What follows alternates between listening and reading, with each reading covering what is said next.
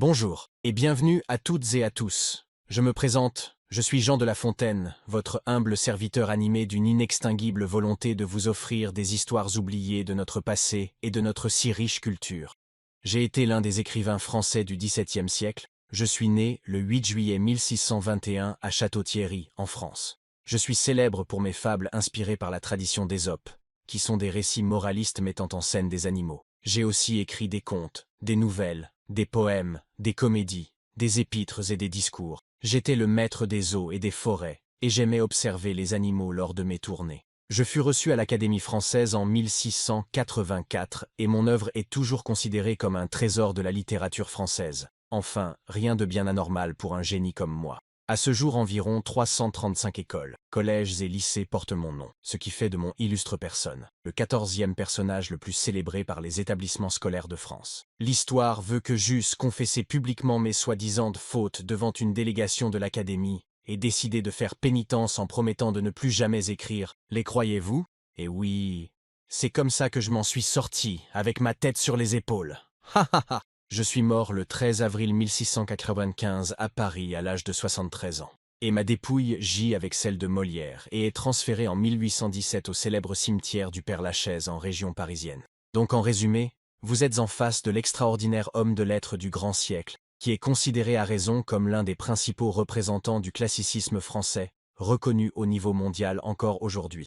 Je me suis réalisé pendant une période difficile qui est considérée encore aujourd'hui comme l'apogée de l'absolutisme, avec une autorité royale suprême et indiscutée. Ces fables démontrent encore aujourd'hui, malgré le temps qui a passé entre le grand siècle et aujourd'hui, un combat féroce des luttes des classes, hier paysans et bourgeois contre la royauté, et aujourd'hui peuple contre élite politique. Mon œuvre en général reste une critique des plus ouvertes des classes de pouvoir, comme la royauté et la bourgeoisie, qui étaient souvent accusées de vivre dans l'oisiveté et de ne pas travailler dur. J'ai écrit toutes ces fables convaincu intimement d'une chose, qui est que ce que je décris dans ces fables, vous le retrouverez des centaines d'années après ma mort. J'appelle cela la force de la stagnation, d'autant plus quand il s'agit de pouvoir. Alors maintenant, nous allons explorer ensemble le monde fascinant des fables, des contes et des légendes. Mais nous allons nous attarder en premier lieu sur les fables, ces histoires courtes, souvent peuplées d'animaux, qui sont bien plus que de simples récits. Elles sont porteuses de leçons de vie, de morale, qui vous feront réfléchir sur vos propres comportements, sur la société dans laquelle vous vivez entre autres choses. Les fables que vous allez découvrir sont pour beaucoup des œuvres intemporelles, qui ont traversé les siècles, touchant le cœur de milliers de lecteurs à travers le monde. Elles vous invitent à réfléchir sur des thèmes universels, comme le pouvoir, la tromperie, les injustices et la nature humaine. Alors, sans plus tarder, entrez dans cet entre-deux-mondes qui sera peuplé d'animaux qui parlent, où chaque histoire est un miroir qui reflète nos plus grandes imperfections et nos propres défaillances. Préparez-vous à être transporté dans un univers où la sagesse se cache derrière chaque mot, derrière chaque phrase, où votre interprétation peut être différente selon votre sensibilité, sans pour autant être fausse. Ces fables nous permettent de mettre en perspective nos différentes époques, avec une clarté des plus cruelles, tout en gardant ironiquement une précision chirurgicale. Maintenant je vous dis adieu, je vous quitte et vous laisse savourer une sélection de mes fables qui pour une bonne partie sont celles qui m'ont rendu célèbre. Alors, merci à vous tous, mon nouvel auditoire, et à la prochaine. Allez, hop hop hop. Ah oui. Mon âme ne voulant pas quitter cette terre, je voulais partager avec vous cette découverte dont j'avais oublié de vous parler, c'est-à-dire cette chaîne YouTube.